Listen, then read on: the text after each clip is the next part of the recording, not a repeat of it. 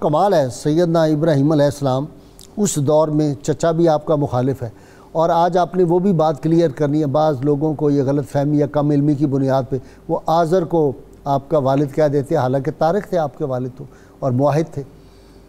بسم اللہ الرحمن الرحیم۔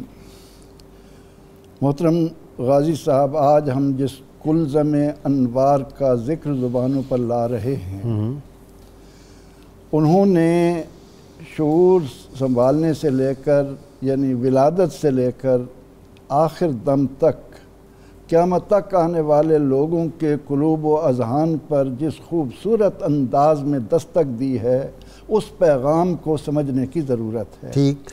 قرآن نے کہا کہ ما کان ابراہیم یہودیم ولا نصرانیم ولیکن کان حنیفا مسلما، یہ راست رو مسلمان۔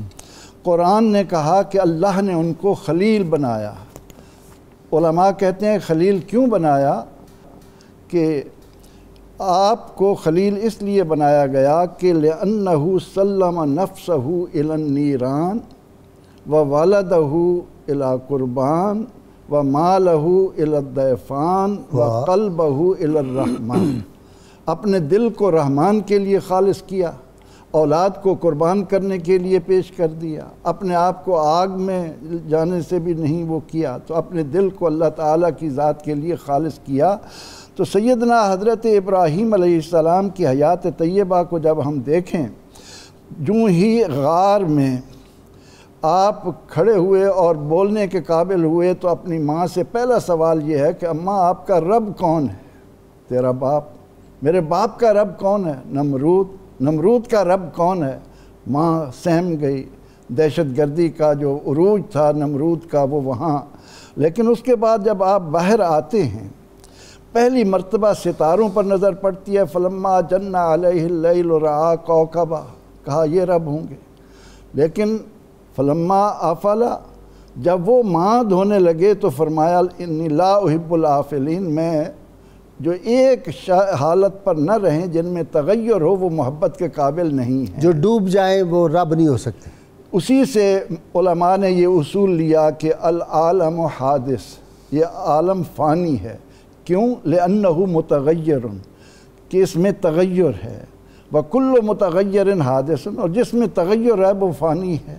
تو آپ نے اس انداز سے آغاز کیا کہ آزر جو آپ کا چچا ہے، باپ نہیں ہے، آپ کے والد کا نام طارح یا طارق بتایا گیا ہے، اور آزر اس لیے نہیں ہو سکتا کہ وہ بت گر ہے، اور حضور علیہ السلام کا ارشاد ہے کہ میں ہمیشہ پاک پشتوں میں منتقل ہوتا چلا آیا، اس لیے پاک صلبوں سے پاک رحموں کی طرف۔ تو آپ نے دعا جس کو ہم نماز میں پڑھتے ہیں وہاں بھی والد کا لفظ استعمال کیا ہے، اب کا لفظ استعمال نہیں کیا۔ تو اس لیے یہ اس بات کو یاد رکھنا چاہیے کہ الاب سن و ابی، الام سن و اب، کہ چچا کو بھی عربی میں باپ کہتے ہیں، دادا کو بھی کہتے ہیں۔